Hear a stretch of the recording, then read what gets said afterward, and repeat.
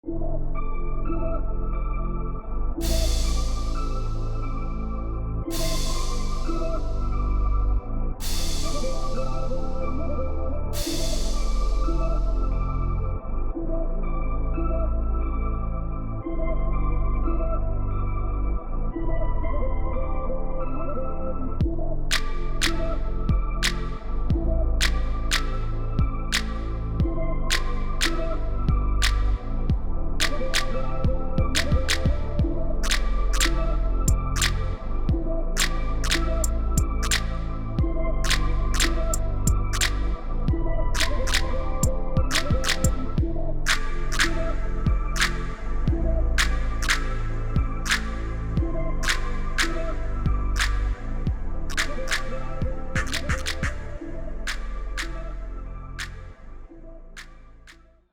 going on, everybody? This is your man Chris Allen coming to you live on another episode of On the Grind. Man, I'm excited. I've been waiting on this day, right? I've been waiting on this day.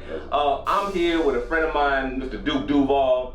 We're Facebook friends. This is actually our first time actually meeting face to face. And so I've been waiting on this day, man, for a long period of time. So a serial entrepreneur, Mr. Duvall in the building here. That's what's up. Welcome to the show, man. Thank you. I appreciate you for having me. Now, is Duvall the real name? What's that?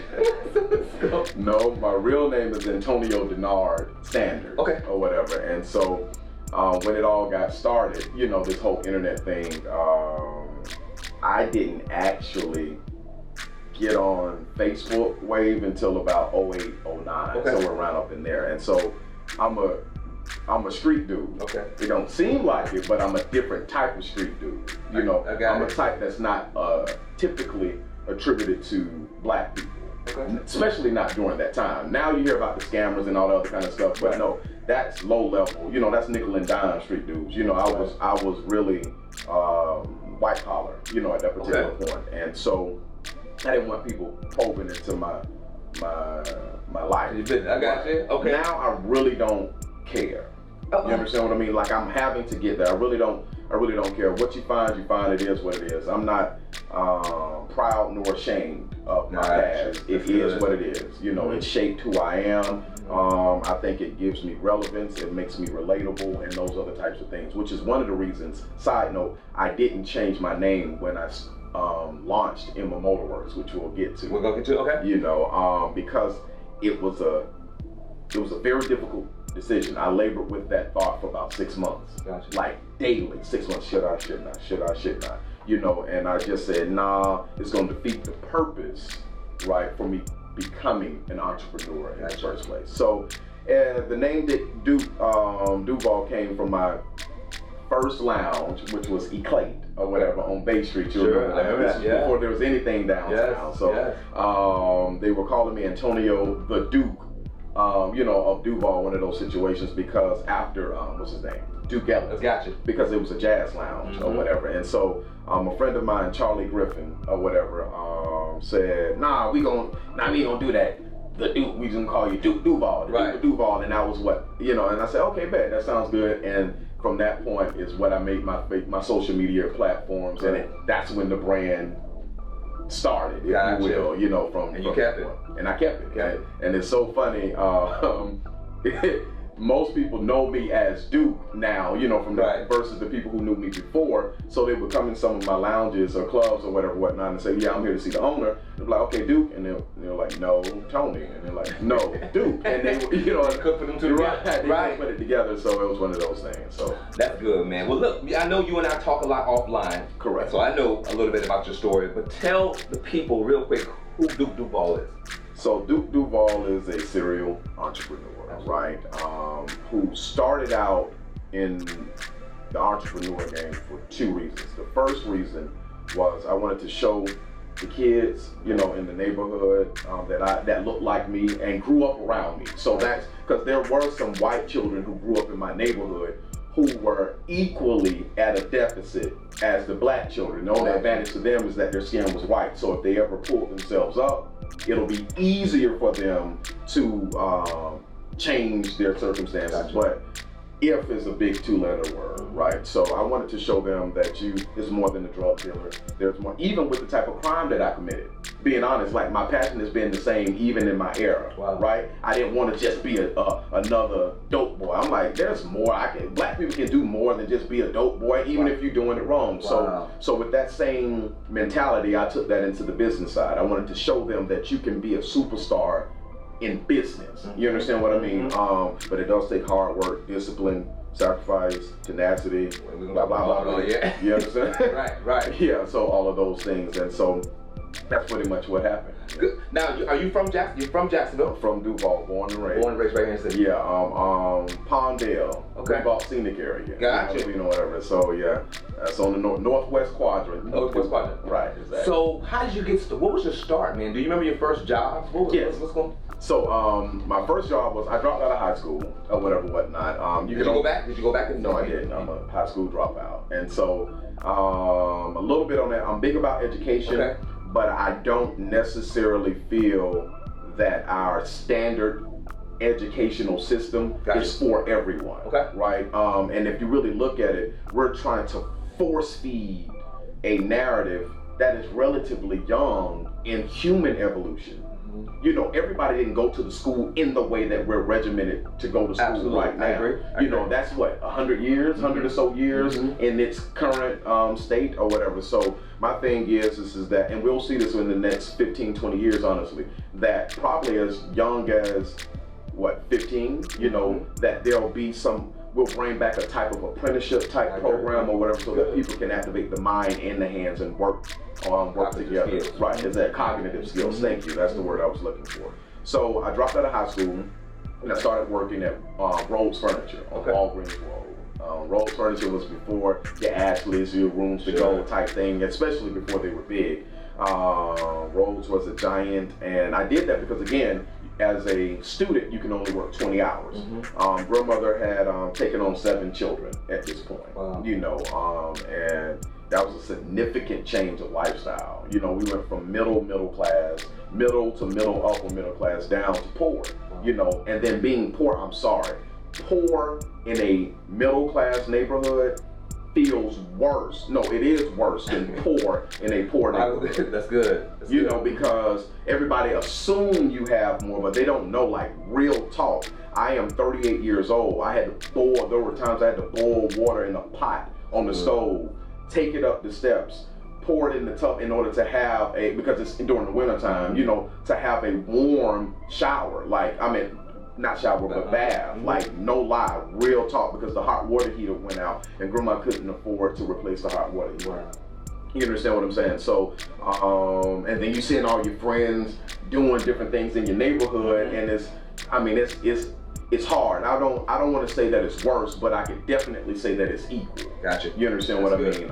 And so I started working full time. Plus, I was over school in that way at the Rhodes Furniture, and I had started there. And Rhodes Furniture, my experience there largely shaped who I am right now. Definitely sales. I say, you know, the wealthiest people in the world outside of pro athletes or the CEOs themselves are in sales. No two ways about it. Absolutely. So I started there, and there's 2 things that happened that, you know, and the first one was, when I first started, there was something that you had to get up to $45,000 in sales within your training period, within a 90-day time period, and then from there, $45,000 per month in order to maintain your full-time job, right? But we were at the outlet on the north side at that. This is the same requirement of those who were at the main retail stores. You understand? But there are loopholes, you know, and I'm the loophole king. That's what I call myself. So for the loophole, you gonna figure it out. You gonna find Absolutely. No two ways about it. I'm telling you, like, no lie. So that's good. So what happened? They told us that we can sell out of any store. You don't understand what I mean? Like, I couldn't go and post up at that store like all day as I was an employee, but I could meet you at my store on this side, I could meet you out in the street, I could meet you from the church or anywhere, and meet you to any one of these retail stores to show you what inventory we had there, and I could sell out of there, and my main store would get the credit. Gotcha. I took extreme advantage of that. whereas my other colleagues did not. But to their defense, they were mostly parents or whatnot, so they couldn't really move around as freely as I could. You understand what I mean? But mind you, I'm on a bus. Because I'm not 18, I don't have a car this morning. So you young, honking in on the bus. That's exactly it. I get it. You know, getting it or whatnot. My grandmother would drop me off at different times when she could. And so, long story short, how it went is we called it ups or whatever, right? Ups was basically in sales, this was your time to greet the guests who came into the store or whatever, and that would be your client or whatever. And so the rules was you were supposed to greet. Unless it was break time or lunch time, if you wasn't there, that sale went to whoever greeted that person at the door.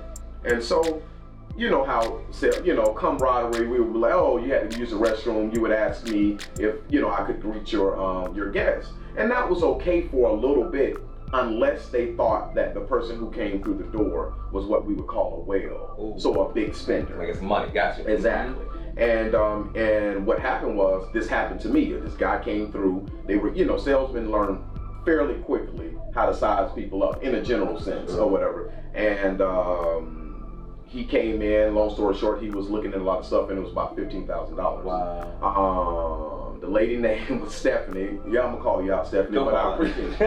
No, but I appreciate you. I ain't say her last name. Yeah, she knows who she is. But anyway, Stephanie didn't turn the guests back over to me. She saw an opportunity. Right. I was mad, but I couldn't go to my boss because that wasn't the rule. Wow. He wasn't going to defend it. And so Miss Nola, older lady, she had been working at Rolls for 15, 20 years or something. She told me, I'm mad at this and that. What's wrong with you? And I told her what the thing was, and she said, well, baby, let me tell you something. You're not here to make friends. You're here to sell these people furniture and make a check. And that shaped my paradigm in a lot of other areas of my life. Right now to this day, I go back to that when I'm trying to be too nice versus being kind. You understand what I mean or whatever? I remember that point. I'm not, and I'll say it to people, you ain't here to make friends. You here to do your job basically and get your check. Bottom line, you understand? And so that happened, and that shaped, I reached $45,000 within the first 30 days or so, or whatever, and I averaged after that about $60,000 during my training period, to what point I got up to about 90, between 80 and $100,000 in sales per month. Wow. But we were open 7 days a week. Monday through Saturday was 10 to 9. Sunday was noon, 12 noon to 6. I worked every day. No day off. No day off. I'm young. I don't have no children. I don't have nothing else. I'm playing, like, my discipline when it came to this kind of stuff was just, I don't know, it was crazy. I worked every single day, and I was there all day. And so what happened was, this is the next pivotal change, right? They had given me a Rolex for top salesman in the Northeast, cruise, you know, options, you know, for you've given me all these trinkets. I wanted 10% interest. They were paying me 7% commission, not interest, on my sales. They were paying me 7%, and then plus bonus out, it might have averaged out to about 8 or 9, but without bonuses, I wanted 10%. Because if I'm doing $100,000 a month in sales, think about it, like I'm a superstar. $10,000 a month in 1998, you know what I mean, or whatever, 17 years old. Now. Well, true. Right. true. But, you know, like, I was like, oh, that was like, that was the pros for me, right? And they just refused to do that. And, you know, I would keep asking back and forth. So now I am 18, 19, somewhere around up in there. 18, because I was there from 16 and a half up until right before 19 or whatever, whatnot. And I was getting ready to move out, right? Move out my grandmother's home, and I want to refurnish the house before I move out. Want to refurnish your grandmother's my grandmother's house before I move out. So I go to them, and I know where y'all get the furniture from. You know what I'm saying? Where I know what I cost. Right. So I go to them and say, okay, how much is it going to cost me? And they said cost plus 20%. And then Mark, he was a good guy. He said, well, it cost us something to get it here. I said, I know y'all make this cheap ass furniture, you know, in Mexico, this and that. I'm your top salesman, da da da da da da. You gonna tell me cost plus 20%? You shouldn't even just told me that. You should have just told me the numbers or whatever, whatnot, and I'd have went with it. So, I need to bring in another point that happened during the same time. Personally, one of my uncles, he had been working at this job. It's 29, and they let him go at 29 and a half years so that they can save 3% on his pension. Okay. And you know, we are on the tail end of that job security crap. You know, that mantra that they told us, you know, you go to school, graduate, get to college, you know, get a good job, retire from that job, blah, blah, blah, blah, blah. I saw so when that happened, I was already angry at the system. Then I go to the system, if you will, you know, normal corporate America, and ask, you know, what you gonna do for me? I'm your top salesman. And then you give me this cockamamie excuse or whatever. And so after that point, I said, I quit. Right there in the office. You understand what I mean? Wow. I said, I quit. Mark, he said, no, you can't quit. I was like, no, I'm a young, hot-headed black boy from the north side. I said, no, in some other words. You understand what I mean? Or whatever. You can't quit. You married with four children. I'm single. I can start over again. You know what I mean? I quit. I'm not doing this. And internally, I said, I'll never work for anyone else again in the sense of being beholden to that job. That's good. I have gone into corporate America for different reasons or whatever, but when you go in, I feel with a purpose, you can use them like they're using you. You know, so I found out that, okay, either I can ask you, in certain instances you need more investment, but I can ask you to invest and take an equity position in my company. You understand what I mean? Or I can go live on less, work for somebody else, stack all of that other money because I'm living on less, and invest in my own business. You understand? So that put me in a position to not be as desperate for you just for your money. If you don't bring something tangible to help the business grow besides your money, I'm not giving any equity into my company. Unless it's significant. I mean, like, you got to become with some significant cash. Right. You know, and so that was that particular point. So I said I quit. At this point, I had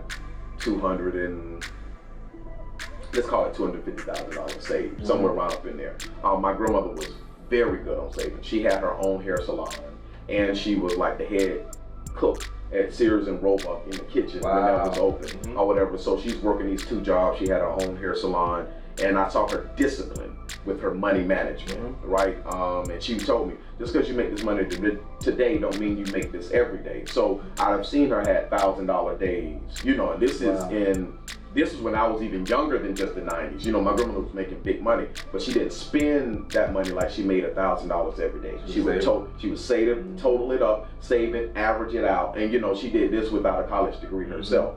And so she made me save or whatever, and I'm young, you know, because I was blowing a little bit of the money at first. My grandma like, I ain't let you stay here for free, you know, so you can be out here acting, balling basically. She didn't use that term. And I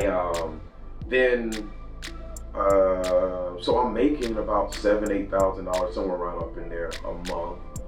And this is, you know, before I actually quit. And I started with my grandmother. I would give her the money for her to hold, but when it got too much, then I would put it in a CD. Because you know, if you put it in a CD, there's a penalty for taking it out sooner. And I wasn't. How old were you at this time when you talk about CDs? 17. Really? Yeah, 17. Who got you into thinking about CDs? What was it that goes back to my grandmother and my pastor. So what happened? The church that we went to, the black church. This, never mind the religion part. You know, it's just the place church had in the black community, real church, not this crap that we have now. A lot of it had in the black community. A lot of those people played intricate roles in the development of our people. Look at the civil rights movement. It wouldn't have been a civil rights movement if it wasn't for the church. Gotcha. Period. Right. Whether they organize, whether they meet, whether they, you know, those other things. So I remember the message. I was I don't know, 8 or so. And he says, if you can't afford to take your children, you know, on vacations into these other places, get magazines and books, and y'all travel through magazines and books. My grandmother took him up on that offer. You know, she followed suit with that, and she got a couple different things too. She saw, and then I really wasn't big on reading at that point. I don't even look at TV. I could probably say. We're gonna talk about that too. In the last year, I know for a fact, outside of a few binge watches of a show I like on Netflix, Right. you know what I mean? Right. 20 hours max this year, max. Wow. TV. And I'm pushing it. You know what I mean? That's including binge watching. So I love reading now, but how my grandmother got me into reading, she knew I liked cars. Again, we'll get to that. And so she got me Road and Track magazine and Rob Report. I was about to say Rob Report. Yeah, that's exactly it. And so those two things, you know, is what started shaping my paradigm. I started looking into stuff. I know this is not going to be popular with the liberals, but Donald Trump was a huge inspiration to me because he was a maverick. Say what you want to about him right now, but then he didn't care what other people. Well, he don't care what other people. Still don't care. Now. Gotcha. You know what I mean? But he didn't care. You know that as I got older, I saw a little more into the Atlantic City deal. But that Atlantic City project, and everybody said, you know, all the go-to people said, "Oh no, you don't need to do this. This is bad." He said, "Watch." You understand what I mean? And he made them come, and so. That inspired me. I don't know what it was. And so I started looking into these different types of things. And then from there, it was just kind of like a domino effect, but in a positive kind of way.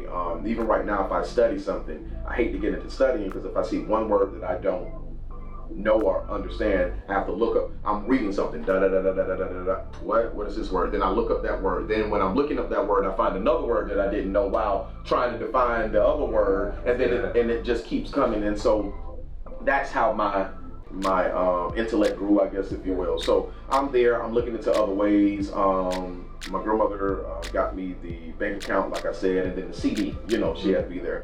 And then there was a penalty for taking out your money. So I said, okay, I know I ain't finna pay them to take my own money out. Right, so that helped me discipline myself, you know, with having money available to me and not touching it. Gotcha. You understand? And so after that, I'm looking in the newspaper because the internet, isn't it funny? Like we lived through a major time. Like our children, nephews, they cannot imagine how primitive the internet was, and even what we had was light years ahead of what our parents had. You know, so the internet wasn't where you really went to for business opportunities and that type of thing at the time, as far as looking for listings of it. I'm looking in the Florida Times Union up under the businesses for sale section, and because I'm looking for something, I'm determined. Now I'm not 17 at this point. This is where I'm about 18 and a half, almost 19. Gotcha. I'm looking for business opportunities, and I look in there, and there was a cell phone store that said $25,000 for sale. I knew nothing about cell phones at this point. You know, I had one, but that was about it. And I called the guy up, and this is where they say fortune favors the prepared or something along those lines. So I had the money saved. I called the guy who was selling the store. He was going through a divorce. Wow. And he said $25,000, $20,000 in inventory, $5,000 for me to walk away. So why are you selling the store for so little? It was called Cellular Express at the time, across from Craig Airfield on Atlantic Boulevard. And he said, this is the cheapest I can legally sell it because I'm going through a divorce, you know, without having to split it, you know, split a lot with my wife. And he was like, I can't stand that. Wow. He was just trying to get out of it. He was just trying to get up out of it, and that was the lowest he could sell it. And I said, great. I knew nothing about it. I said,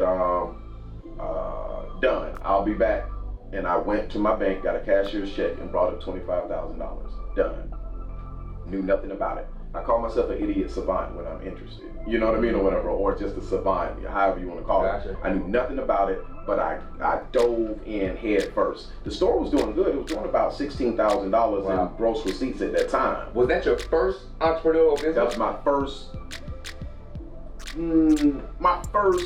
in this capacity. I had started low profile wheels and tires, which was good. You know, I was making good money on that, and I always forget about that because that was kind of like a home-based business.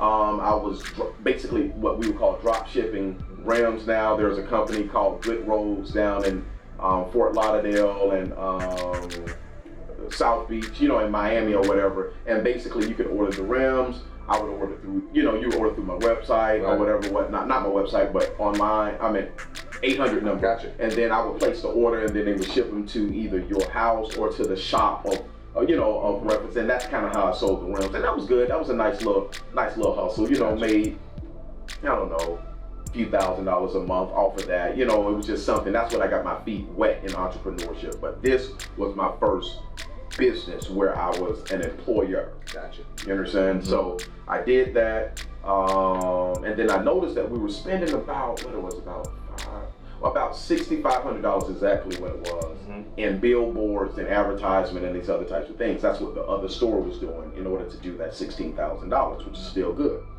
I saw when I looked at my competitors. Remember the Yellow Pages was where you went to, so it was either the newspaper or the Yellow Pages, you know. And so I changed the name, long story short, to Cellular Depot. Okay. That gives the impression that we're not, that we're a liquidation type center. You understand? Reading type marketing books, going to the library. That's the point I wanted. The Northwest Branch Library was almost a rock's throw from my house or whatever. And so once that opened, that's where we went to the computer. That's why I was always in there. You know what I mean? I played sports. I got trophies for football, running track. I started playing, Gotcha. on the team with basketball, and I was good at, so football, track, and baseball I was good at. Basketball I was good enough to start, at the age I was in, but I wasn't a that wasn't your aspiration. Yeah, I got you. That wasn't my thing. So I was always up there, and that's where I learned some of these marketing things from. So nonetheless, I changed the name to Cellular Depot, and I set a budget. I'm going to open up stores. My rent wasn't going to be more than $1,000, and I was going to put a salesman in there at $250 a week salary over commission. That's good. And I split up that billboard money, and the Yellow Pages was far more beneficial to us that I looked at than the billboards would be, because you're looking for a cell phone company. Again, we didn't have Google and this kind of stuff right there. So you go in there and you see multiple locations, and the name is Cellular Depot. That gives you the impression that my deals are better than my competitors' deals when I was doing the same deals. Right. But it's that illusion, and so I did that. $25,000 turned into $750,000 when I sold it. Right. So I sold that. After I sold that is when I went to Atlanta. Well, I started doing some real estate deals, some in the city or whatever, whatnot. Then I went to Atlanta and I opened up the Sanctuary. You see why you call it the Sanctuary? From the movie that really struck the nerve with me with, I'm gonna call it Black excellence, right? But my style, right? Our style in this new generation. And that was Love Jones. Oh. Right? Like that movie was just a good movie that had black people in it. It really wasn't a black movie, in the cliche kind of ways, right? And the name of the spot where the poetry spot was called the Sanctuary. Yeah. Right? So I wanted to do it here naturally, but you know how hood Duval was. So you opened, that was the name of the club in Atlanta. In Atlanta. That was the first one. It was off Roswell Road. On the way to Buckhead or whatever, and I had cash at this point. I bought the land for like $160,000. The building, it was like a 2,500 square foot building. Bought it for like $160,000. Put about $100,000 into it, but it was sitting on like 3 acres of land. So this is the part of where the money kind of starts, coming in. This is the housing boom. Right? Gotcha. Developer came in, was building these, and he bought up all the land around me, and he built up what he was needed to build. But these other two buildings he couldn't build without the retention pond. He had enough space to build the buildings. Gotcha. But the environmental effect to bury the retention pond would have cost him 3 times more than what he paid me for my land, but he paid me like 10 times more than what my land was actually worth, because that's what it was worth to him. So my pockets is fat. I'm real good at this point. Come back, when I say come back to Duval, I'm still in Jacksonville, but I'm bringing my entrepreneur efforts back to Jacksonville. And I so hold right there. So at some point, because that's two different things. First, you go to Rhodes as an employee, and you're doing your thing. Correct. You're seeing a trend. Correct. And you make it happen. Then you jump over to the cell phone. Right. That was successful. Right. And then you go to Atlanta, and you bought this build this club thing, and then a developer come in, and now you're making more money. Right. On the are we calling that luck, or are we seeing some? It's well, and that's what I said. It's something that when we fail to save with a purpose, we miss opportunity. The opportunity loss is what stifles most Americans, and especially black people. You understand what I mean? Because like when the opportunity presents itself, I'm gonna jump real quick, but remember the fidget spinners. I know what the hell my daughter was talking about, right? So she was 3 or something, I don't know how, 3 or 4, whatever it was. She's like, Dad, I want a fidget spinner. I'm like, what? I'm very big on. I don't know how to respond to that. Hush. A fidget spinner,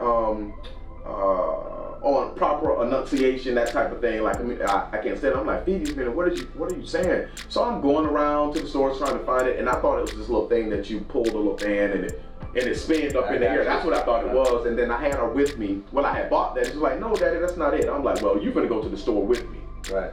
So in the store, we walk around. She's like, no, that's not it. No, it's not it. Anyway, she was saying fidget spinner, right? And then I had been to 5 stores looking for these fidget spinners. They were out. You understand what I mean? Right. Like, they were completely out of the fidget spinners. And I'm like, well, damn, this is a nice little leg.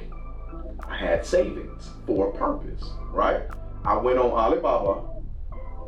I bought $5,000 wholesale worth of fidget spinners. Right. And that quick flip made me $25,000. Wow. Now, Cedric could have saw the same trend. Right.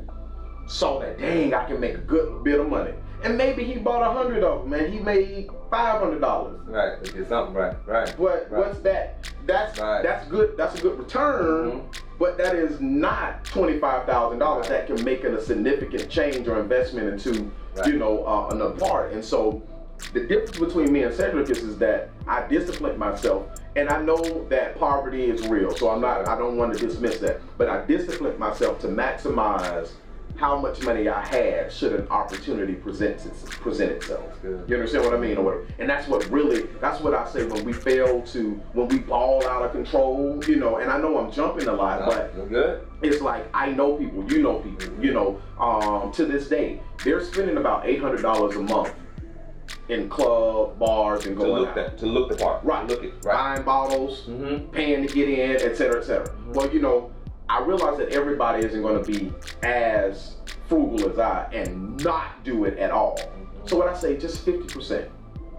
That's my charge. Like, that's my, how Warren Buffett, there's the Buffett method where he's trying to get everybody to donate the billionaires to donate their money to charity and not leave it to their children like that.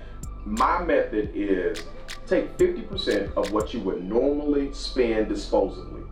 Save that and do it for either an investment directly if you're savvy yourself, or at a minimum. I don't necessarily recommend mutual funds and stock market type ways. However, if you don't have the knowledge and or the discipline, I do think that this is a good way or whatever to get your feet wet with compounded interest, you know what I mean, and its power or whatever, whatnot. So long story short, that was that. So it was some luck built with being prepared, preparedness. You understand what I mean? Like Oprah, everybody say, oh, it was lucky. Yeah, time and chance happens to us all, but just so happened time and chance found someone who was prepared. And I think that goes back to what you were saying. I think more so the preparedness. Correct. Because you had a journey, man, and you were focused on some stuff. We're gonna talk about that. So when the opportunity prepared itself, you was already in the position to say, okay, I'm gonna go ahead and exercise on That's exactly it.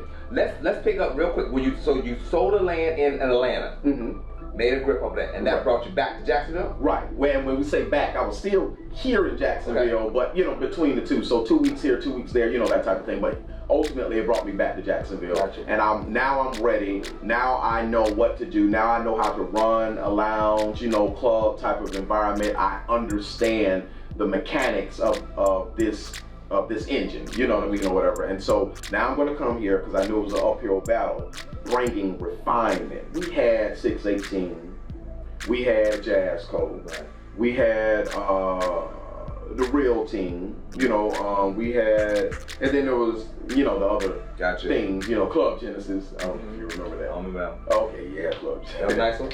No, that was. Yeah. No disrespect to Club Genesis. Yeah, no, but it was that joint. You know what I mean? These were just like, you know, the cookout. You know, but it was the ghetto spots. You know, just being funny. You know, that side, and I wanted something refined. Like at this point, I'm welcome where we're not, so to speak. You know, I had a membership to the University Club, Ponte Vedra Club in the end. I had both of those. You know, at this point, I'm also living in Queens Harbor. I own my home. You understand what I'm saying? Good. So I'm fine. I can go wherever I want to go, and I can afford to. But I wanted to go somewhere and see decor that represents me. Hear music that sounds like music I like. You know, my vibe. People who enjoy my type of vibe, right? And I wasn't getting that. You know, you wasn't getting that in the late 90s, early 2000s in Jacksonville. You don't really get that now. You understand what I mean? And so that's why I opened it up. You know, I opened the plate. And that was $750,000 initial build. Octor Design Build Company was the third people who did that. 5,000 square feet, $750,000. That's phase 1. Phase 2 with some carrying costs, I'm at about another $250,000, so I'm at about $1 million at this particular point. Still holding on. And by the time I ended up, by the time I don't want no money. What is that? But by the time I finally let go was right after the Super Bowl, right in Jacksonville. I had opened up in 02 going into 03, you know, at Clay. And I'm at $1.6 million between initial build out and carrying costs at that point. And that really took me under, obviously. You understand? So, yeah. So I know you mentioned your grandmother, man, and you've done some amazing things. First of all, I know you mentioned your grandmother had that entrepreneurial spirit. Right. What about some other folks? Did you come from a background? Her father, he wasn't that. He was my great grandfather. You know what I'm saying, or whatever. And they lived in Louisville, Georgia. But he was a biracial child. I think his mom was raped or something like that there, and then the dad tried to be in his life and give him some stuff or whatever. So that was decent, but he wouldn't take it. He was a very proud man, and he was a sharecropper that ended up buying they had 600 acres or something like that there in Louisville, Georgia. And he said his kids wasn't going to work for nobody else, and so they worked on their farm and went to school. And so, you know, that, and then her brothers or whatever. So I guess you could say it was in my blood, but I don't have that direct influence. We were here, and without going into too much of the family dynamics, you know, because she took her grandkids, all of her grandkids, that made her an outcast of sorts because she couldn't travel as much as her, you know, as her other, you know, her siblings and that whole nine. And then, you know, some was in Fort Lauderdale, the other half was basically in New York, you know what I mean? And then it was one or two that stayed in Georgia, you know, one of those things. And so it just kind of made it difficult, and so she was basically by herself. So I don't have that direct influence outside of my grandmother. That would be the only direct entrepreneurial influence that I saw. Again, I have to say it, like, I strongly looked up to at that time Donald Trump. And it makes sense. I think a lot of us, anybody right now who said our age, who says that they did not look up to Donald Trump at some point, they are flat out lying. Because he was the guy. He was the guy. Period. He was brash with it. He was bold. You know, that balling. Right. Exactly. Women around him all the time. Exactly. He had it. Exactly. So anybody act like they're lying, and that's kind of, you know, so where other people was looking up to the ballers, you know what I mean, the athletes and the rappers and kind of stuff. My main, like Donald Trump, like I was gunning. That's what I wanted to do or whatever. So no, that's where that. One thing that I've noticed, man, over the years that we've been on Facebook is your discipline. Right? Do you have a set of rituals that you do every day that these are the parts that I wish I had a more eloquent, normal answer from the people that I see, but I've been trying, Chris, to define a method. Okay. You understand what I mean? But I don't. Let me think. I get up every day at 4 o'clock and this and that and the third. Mm-hmm. No, I would probably say that I put more time, at least 12 hours, to the grind. Okay.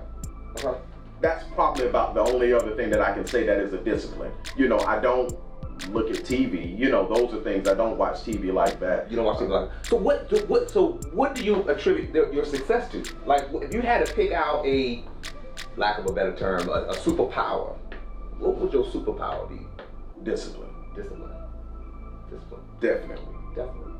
Definitely discipline. 100%. Like that part, I can stand bold on that point. I'm extremely disciplined. Gotcha. When I determine what's necessary, everything else is par for the course. Do I like it? No. Does it hurt? Yes. You get what I'm saying? Whatever. And do I feel down? Yes. Right. Am I disappointed? Yes. Right. But at the end of the day, once I've determined this is the path that's necessary for me to get to where I'm going, that's it. So it's a Bible story, and it was about the lepers, right? So I look at the lepers. Their leprosy was their circumstance. That was their obstacle from preventing them from being a part of normal society and succeeding in that area or whatnot. So they were outcasts. That's what your circumstances determine, that you need to be out. Now you're here. And everybody says you have to stay here. No matter if your resources dry up, you have to stay here. Right. And so my thing in that is, yes, if I leave, there's a 50% chance that I'm going to be killed, stoned to death. Right. That is the truth. Absolutely. But there is 100% actuality that if I stay right here, I will die. Not maybe die, I will die. Mm-hmm. That, Chris, I promise on everything. If there's anything that's what keeps me going. Wow. You know what I mean? I like to say I've come too far to stop now. Mm-hmm. It's more like if I stay right here, this is all I'll have. Mm-hmm. I will have nothing, and actually I'll have less. You get what I mean? That's good. And so I continue moving forward. That's good. So your superpower will be the fact that you're very disciplined. Correct. But when you're alone and you're thinking about you, what's that one trait you say, you know what, doggone it, I need to work on this because this thing got me bound? Honestly, I'll work-life balance. Ooh. When you figure that out, let me know. Yeah. You're right. Work-life balance. That's what it was for me. Some other people might have had some other types of things, but it's really not. Most people, teachers, law enforcement agents that have dealt with me, when I was in the streets and that type of stuff and got in trouble, everybody's like, I've always been a very disciplined young man. So I'm not really emotional. Stability is a byproduct of my makeup, being grounded or reserved. People think who don't know me well that I am erratic. That's furthest from the truth. I'm very calculating. And I took that as an offense when a young lady I was dating at the time, we were both in this leadership training class. And, I was going through, and I was asking, describe different ones with one word. And she said, calculating. Naturally, we hear the term calculating and we always think of that in a treacherous or conniving kind of way, right? That's what comes to mind. But calculating is more than that. It just means that you're calculating, all these other types of things. So I've always been that way, but because of being that way, right, I get praise from society because it makes me successful in the areas that what people deem is success. Gotcha.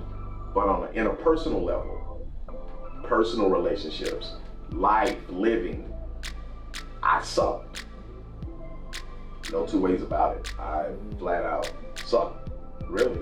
But I was disciplined enough to not involve people in that. I knew that I had no room for a relationship for the most part. There were times that idealistically I did emotionally. I'm a hopeless romantic, but you wouldn't see that because of my discipline, but there are times that I wished, that I thought that this could happen, but as time got older, and I've only been in, up until the present, like 3 relationships in my entire adult life. I wasn't with that. Like, it was long, like 3, 4 years, 5 years in between relationships for me. You understand what I mean? Because, again, I realized what it takes to make a relationship work, and I wasn't willing to give that because I needed all of my resources to build my empire. So that's good. Yeah, lacking the balance, the work-life balance was one of the things. And so this year, the end of last year marked 20 years. 16-hour days, 6 days a week for 20 years. That's what I worked. No two ways about it. Minimum 16 hours. There were some days it was 18, some days all day. You understand what I mean? And then this year, at the end of last year, I said, okay, just out the blue, I'm retiring. And that'll bring us to the shop. I said, yeah, I'm retiring from the heavy stress in that sense. Like, okay, I'm not going to be pulling these 16-hour days anymore. And my daughter is older now. I want to spend some quality time with her, et cetera, et cetera. And so I retired in that sense, and I reduced I still work, like I'm still, so now I'm at 8 to 10 hours a day is what my retirement time is. And Sundays have always been my religion, as you can tell. I didn't work on that Sunday. For the most part, Mondays now I don't work until I feel like my day starts whenever. I'm under no pressure. I'm doing it at my own rate. Tuesdays is another one, and then Wednesday through Saturday is to the grind. I'm back on the grind.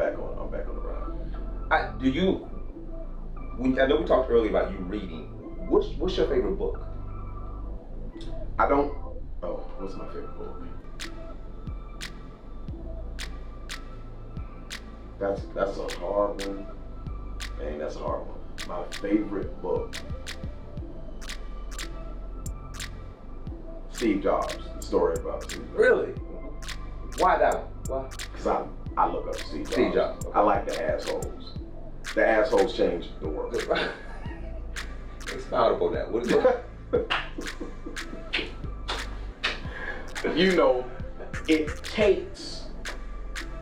There would be no Apple if Steve Jobs wasn't exactly who he was. Absolutely. Flaws and all. It took every aspect of who he was in order to change hundreds of thousands of people's lives financially. The App Store alone. Look at how many people never clocked in nowhere, and they are wealthy, financially stable, simply because this man had a vision and he stuck to it. That's good. And I read that, I'm looking at that, and so the other types of books are biographies or autobiographies. Okay. Right? Not really all these self-help type things. I want to read your story. You know what I mean? I want to navigate and see, okay, what little small changes I can make, because I want to identify myself in your story. You understand what I mean? Good. See my flaws in your flaws. See how I can learn from those flaws without changing the essence of what made you great, right? And then apply that in my life. Pretty much, that's pretty much. Because these people have because I'm a biography, I love biography as well. So these people document you. These people have already paved the way. Correct. And if I could just take a little bit pieces of what they've done, that's exactly to help me speed up my process. That's exactly or to whatever. Exactly. I got to do it. Exactly. There's a term right now they're talking about empowerment in corporate America, empowerment versus just the top down. They're not even building towers like that anymore. They're building out, because they, CEOs, executives, everybody is on to give the false illusion that we're all equal and we all, that whole nine. So that empowerment type phase, there are some errors in Steve Jobs and the other people like that. So what can I do? I want to take the essence. I want to take throw away the bathwater, keep the baby, in there, pretty much. That's pretty much that. That's good, man. What do you think about the climate right here in Jacksonville, Florida, man, as far as on the entrepreneurship? What do you think is going on? In what way? In all of it. I mean, do you think there's because sometimes I see a lot of people talk about Jacksonville's not the place for I totally disagree. Okay. I feel like, honestly, this is going to be a big state, but Jacksonville is a microcosm, I feel, of the entire United States. That's good. I really, really do feel that. New York doesn't properly represent it. LA doesn't properly represent it. I think Jacksonville does. We have our little mini metropolis type of environment is very tiny. You know what I mean? Whatever. But we have the rural, we have the middle, we have all little aspects, which I think is America. Most people think of America and think about New York, think about our major metropolises. That's not America. Right. Middle America is what America is. You understand what I mean? It's just like ourselves. You know, you think what we think as Americans is poverty ain't poverty. You know, if you leave and go to a third world country, you understand what I mean? Like, really, what we receive poor is what people work 10-hour days to hope to get in third world countries. Now, I don't blame us for that. That's a part of being, that's a, not privilege. That is a, what word I would want to use? That is a, where you're owed something, but it's a word. Bottom line, yeah. And so we always put entitled and false sense of entitlement in the same category. You know, we use those two terms interchangeably, but they're not the same. I get you. No, we shouldn't have a false sense of entitlement, but we should feel entitled. You understand what I mean? You came to work for me. You worked your hours for me. You should feel entitled to your check on time. Absolutely. You understand what I mean? We pay first world country taxes, you know, in myriad of ways. Even those who don't pay income taxes, there are still payroll taxes, there are still sales taxes, you know what I mean, and these other types of things. We pay taxes at first world country rates. So as a result, we should receive certain types of benefits that's different than the third world country. So I don't fault us for that, but at the same time, it's a completely different, our poverty is different. Absolutely. Man, when I look at Jacksonville, man, I look at this place as just wide open for us.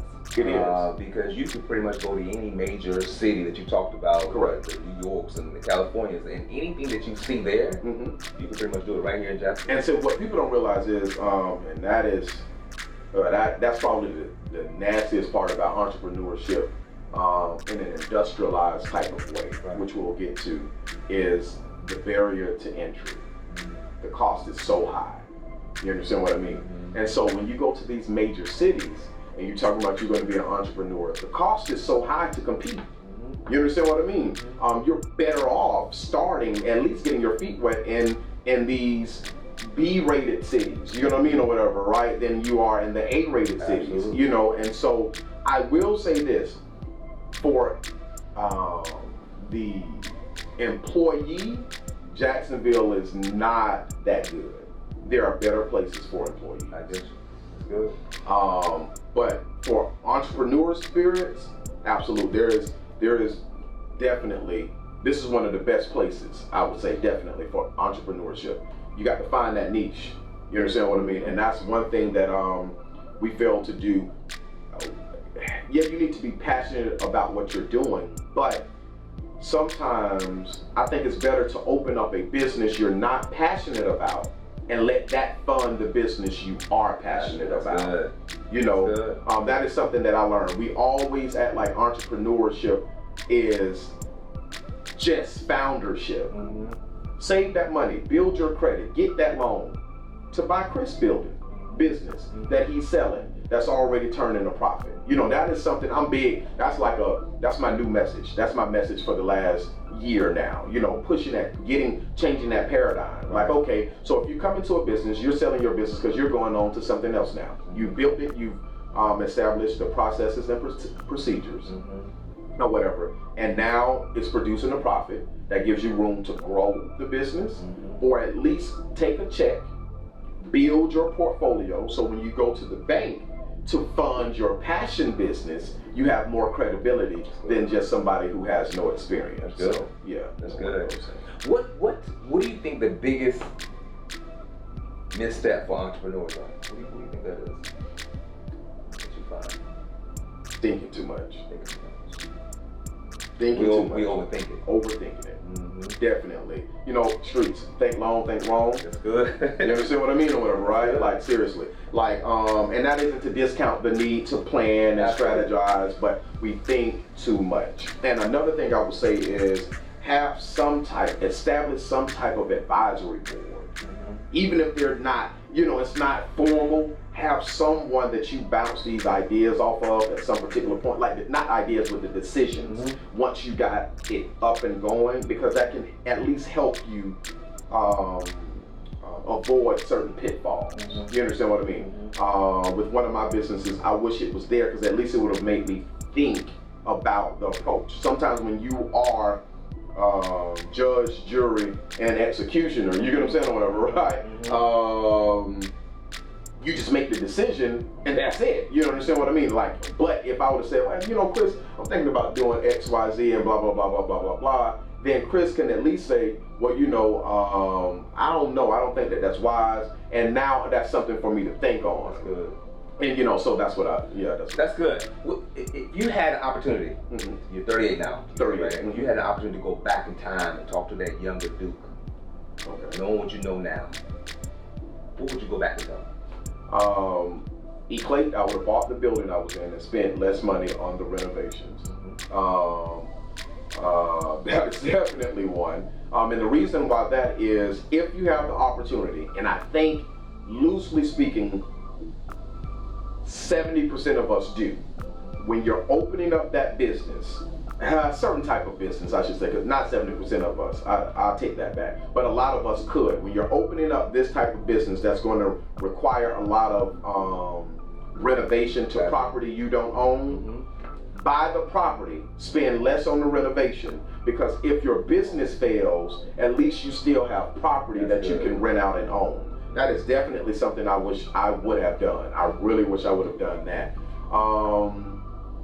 The next thing was about, some type of board to bounce these ideas off of. Like an advisory board. An advisory board. I definitely wish that, and that will come to the Emma Motorworks type of thing. With regard to that, I made a decision that I still agree with why I made that decision, but I would have compromised. It would have been a hard compromise because I want things perfect. You understand what I mean?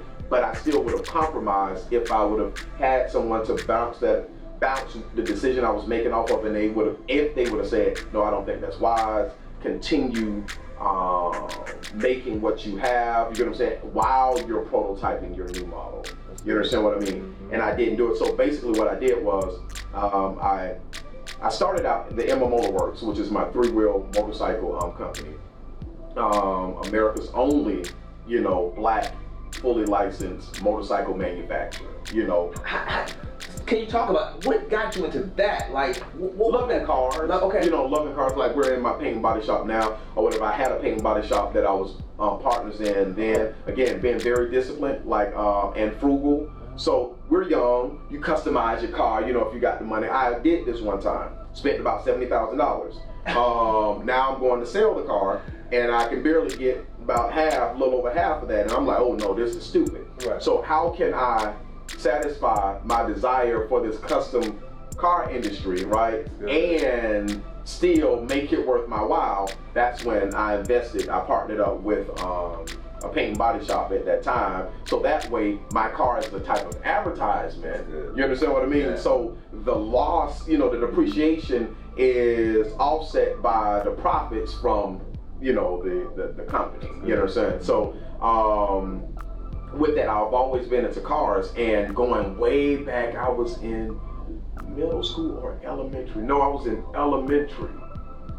This is 1994, so I was in either middle school or right at elementary, the 5th grade or 6th grade, somewhere around up in there. And we had took a field trip to Orlando. My competitor in the 3-wheel motorcycle space had been out since then, T-Rex, Campania Motors, right? The Rough Riders put them on the map or whatever. But anyway, I had saw it in the Rolling Track magazine, you know what I'm saying? I had saw it and I'm like, oh, this is sweet. And it was this 3-wheel, and it got this fat tire in the back at the time. And I'm like, oh, I want one of them. And I'm in Orlando, sitting on a school bus, you know, and I looked down and one was right there. And you know, this is like, you know, I said, we in Jacksonville exotics, you barely see them now. You certainly didn't see them then, you know, and I see them like, oh my goodness. And I'm like, yeah, when I get up and I get grown, I'm gonna, you know, I'm gonna get me one. Wow. And so I'm successful now, I'm getting up there, but it's 20 years later, almost, you know, whatever it was, let me see. Yeah, it's 20 years later. You're selling what is essentially a three-wheel dune buggy, you know, three-wheel go-kart with a motorcycle engine for 60-something thousand, well, it's 57,000 at that time. I'm like, heck no. So the company, that company was, again, it's hard to build a company. You understand what I mean? A vehicle manufacturing company, it's hard, you know. The upfront expenses just to get through the regulations, again, $3 million where I sit right now, you know, over $3 million where I sit right now. And for some, that would have cost them $30 million. So anyway, there was up and down, and it was in the downtime.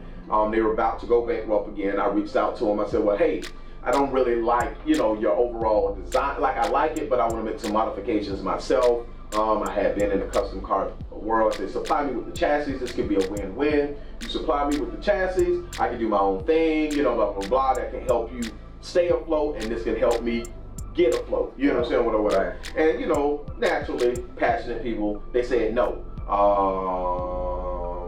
And then, no, they really didn't say no. What they said they would supply the rollers to me for, I thought was a ridiculous amount of money. And I said, oh, heck no, I could be on my own for that. Again, going back to that, I'll quit. I ain't finna stay here for that. No, it cost a hell of a lot more than what they was charging to build my own, but that was a one-time expense. Gotcha. So I then did that, and I started selling them as kits, which was like a kit car, but it was a kit bike, and we sold them in turnkey minus.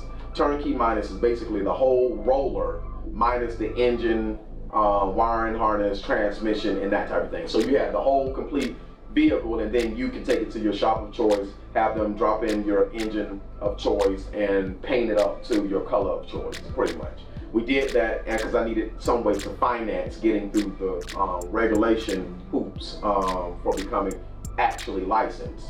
And during that, well, actually, I can't even say that. I did that just like that. I didn't make the decision to go full OEM until later. Wow.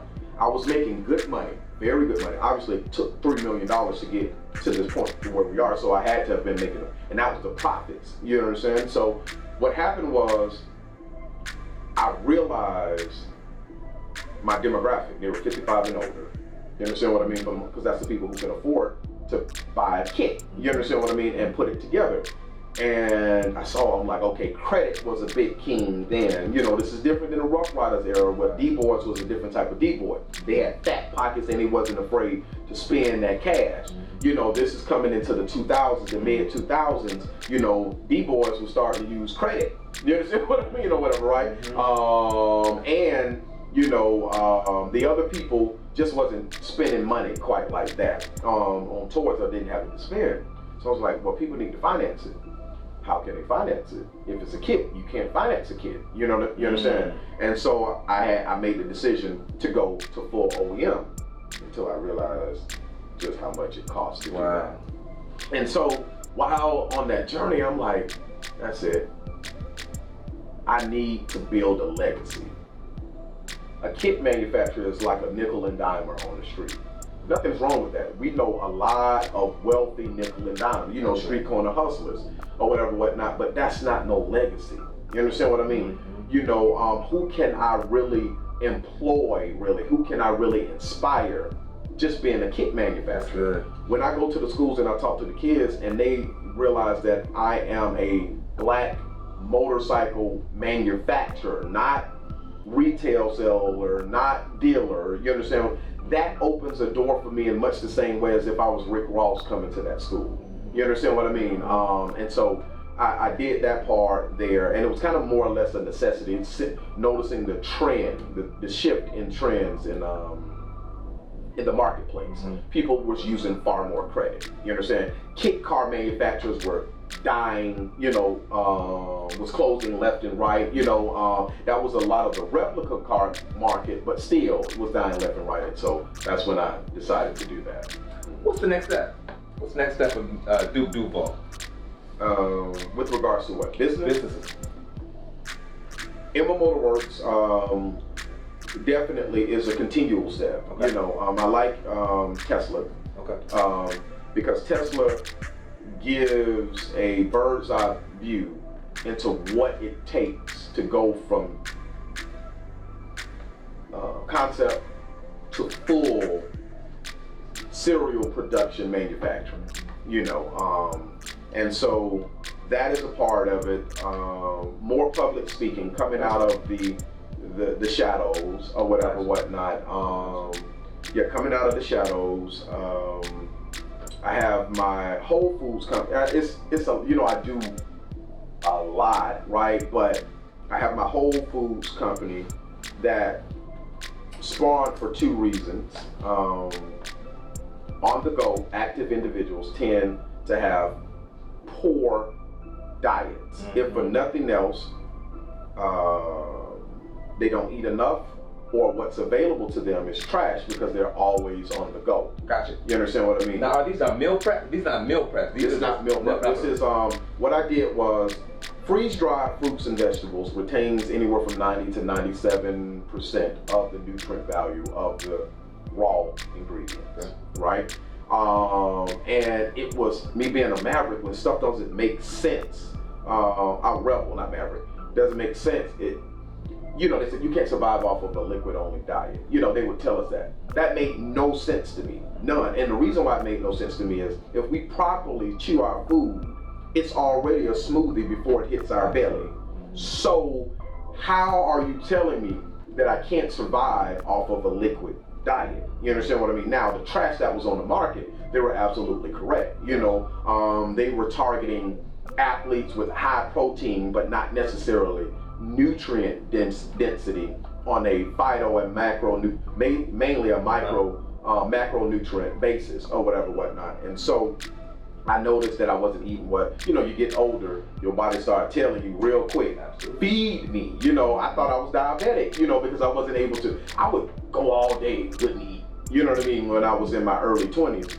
Now, bruh, it don't work. It don't work. So anyway, that's when I developed Emerge for Life, and it's www.emergeforlife.com, spelled the normal way, or whatever. And that is a superfood meal alternative. I don't like to say replacement. It's just kind of my own little way to carve out my own space in a large market or whatever. But it's a meal alternative, and the reason why I say that is in the same way, if you're hungry, you would go get a salad, a sandwich, or this and the third. If you're hungry, you use this like food. Think about it exactly like food, because that's exactly what it is. It's just in a powdered form.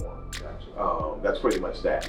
But I went again a step above and went through all the hoops to make it a food, which is nutrition facts instead of supplement facts.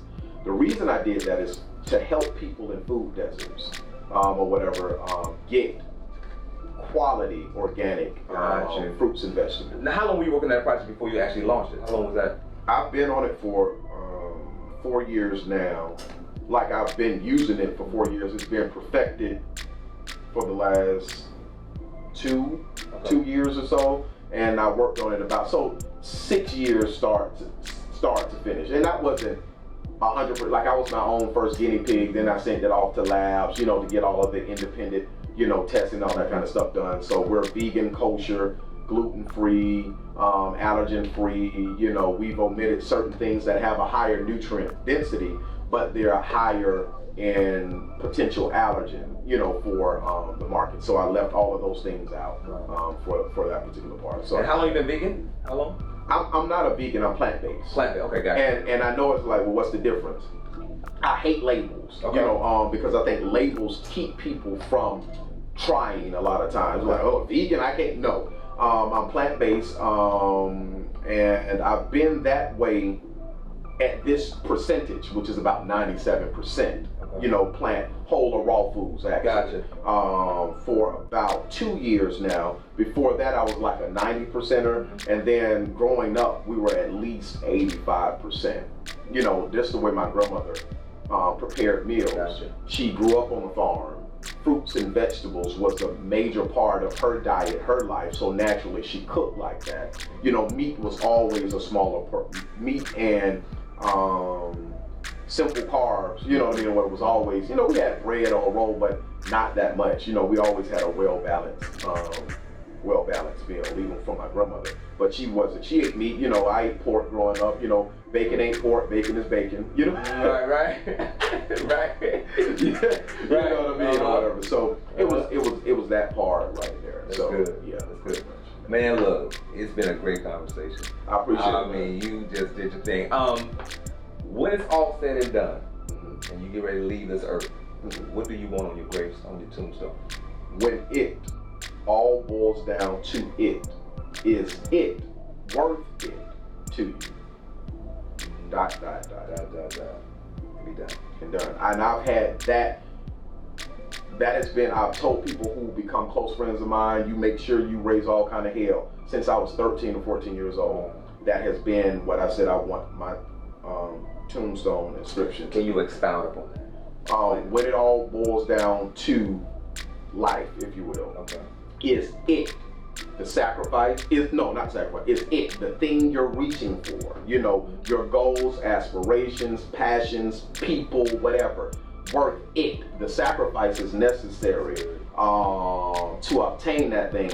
Worth it to you. That's good. That's pretty much that. And I always like to tell people, remember, this is extremely important. Your failure to maximize your potential may cause someone else to never realize theirs. And that's ultimately why I continue. You understand what I mean? The people who we look up to, what if they decided to be lesser than? Where would we be? There's a strong possibility that we might not have ever done anything. You might not be here interviewing me now. I might not have reached out into entrepreneurship, you know, those other types of things. So we all lend to one another in that way. And we all take from one another when we fail to maximize our potential. So my main purpose in life is to get people to maximize their potential. One person asked me in another interview, what is your ego drive? Because, you know, we're human. What is your ego drive? My ego drive is also a noble one, fortunately, which is my goal. When I heard the Home Depot story, Home Depot produced 1,000 millionaires from their employees. We're not talking about outsiders. From their start to their 1,000 millionaires. And when I heard that, I'm talking about it set in on me. That's my goal. My goal is in my life, I want to be somewhat responsible. Not somewhat, I want to be responsible for producing 1,000 millionaires. That's good. That's my real goal, bro. Seriously, though. You know, so the $1 billion man, if that makes any sense. You know. Awesome. Man, I appreciate you taking time out of your busy schedule to hang out with me a little bit, share your story. Real quick, tell the people how they can actually get in contact with you and everything you got going on. Okay, so there is, you can get in contact with me on Facebook at Duvall.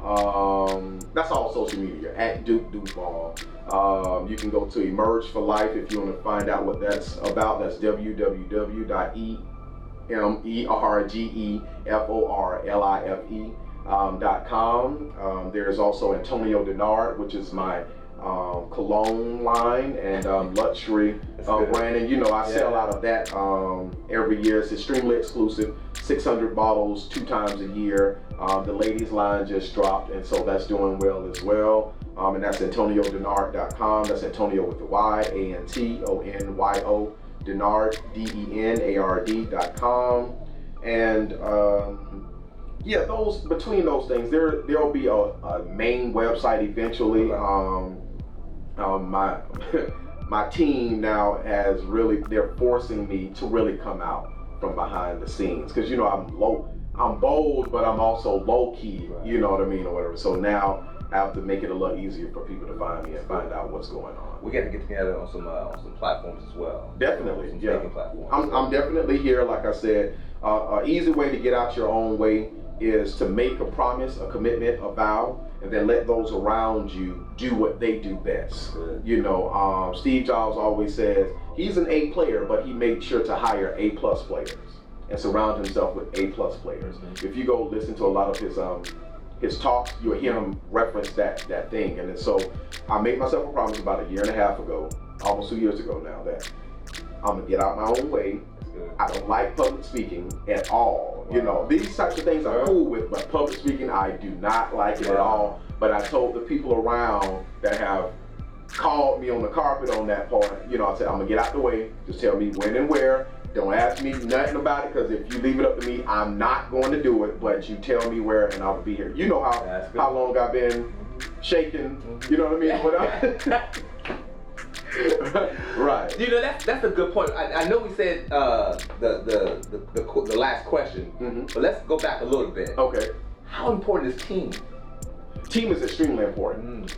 Team was always important to me, but I hate team members who don't pull their own weight. Right? And so, like all founders do, you do everything because you don't trust that people are going to carry it out effectively, right? But one of the main things that forced me, because I'm about efficiency, like I am extremely about efficiency. I do not like nothing that wastes my time. I want every second accounted for in the most efficient way. So when it dawned on me that trying to do everything myself has now come to the point that it makes me less efficient, it forced me to put forth the effort in building the team. There was one time I was proud. I'm like, I fired 60 people in less than 60 days. I thought I was doing something. Them people, they don't know how to work. That was terrible. I was a terrible manager or supervisor. Terrible. That's what that said. You should not be happy because you had to fire a lot of people. That says one or two things about you. Your hiring process sucks. That's good. Or your leadership or management, not necessarily the leadership, that's a type of it, but your management skills suck. You have to develop people. Everybody is not you, right? And so I don't have time to develop them. Now I don't have time not to. I have to find the time to develop you into that person, work out the kinks, just like any other relationship, so that now I can pass the baton and leave that in your hand. That is the only way I would be able to do what I'm doing right now. Something I do want to make mention, modernmovementjacks.com, because I'm also I have a design build company. It's a lot to me that is so annoying. I hate talking about it, really. Normally I'll only talk about one or two things, because it seems like, oh, you're so scattered. The way that I'm able to do that is no different than the way that Warren Buffett is able to own as many companies as he's able to own, and that is building that team. Find people who are stellar at what they do, team up with them, and invest in them in the way that they need, become a part of that, you understand what I mean, or whatever, whatnot, and then you all grow together, and that's pretty much that. So Modern Movement Jacks is exactly what it says. Modern Movement Jacks is bringing modern homes to Northeast Florida. So South Beach to North Florida, that type of vibe. And we're catching people young, Ask you a question real quick. We were wrapping up, but I want to ask you a question. When you left the neighborhood you grew up in, unless you was in an extremely dangerous neighborhood, but when you left the neighborhood you grew up in, why did you leave that neighborhood? Tell the truth. The reason why I left my neighborhood, man, because I didn't see anybody on a forward movement. Okay. Everything around me. I'm from Chicago. Everything around me was just declining. It was just like, we ain't gonna count you. That was nothing. Yeah, that was dangerous. Yeah, it was dangerous. So, but a lot, especially in the South or whatever, most of us didn't leave our neighborhoods because it was poor schools, it was food deserts. You know what I'm saying, or whatever, or even crime. That's not really why we left our neighborhoods. We left our neighborhoods because we were young and we didn't want them old ugly houses that we grew up in. Oh yeah. Bottom line. Yeah. So we moved out from the north side to the south side in your new home, and you're paying $1,200 for this apartment, 2-bedroom, 2-bath apartment, $1,300, for this 2-bedroom, 2-bath apartment. And so what we're doing now is going into those same neighborhoods, catching those guys at 20, 21 years old before they leave their neighborhoods, and tearing down, going in, buying the $15,000, $20,000, $30,000 house and bulldozing it and building a house that these people these children, these younger people, these young adults and grown adults, if you will, wouldn't mind living in, and to give them a sense of pride and jump starting. Now, this is a new venture, or this is something that you've been working on for a while? I've been working to get to here for a while. So, you know, it's so much. I've been in construction and remodeling for years. You know, most of the nightclubs here, you know, and some of the restaurants here, I did the build outs on them. You know, so I've been in construction, learning from Clay, you understand, or whatever, learning how to do it myself or whatever, whatnot, and be my own contractor over those years.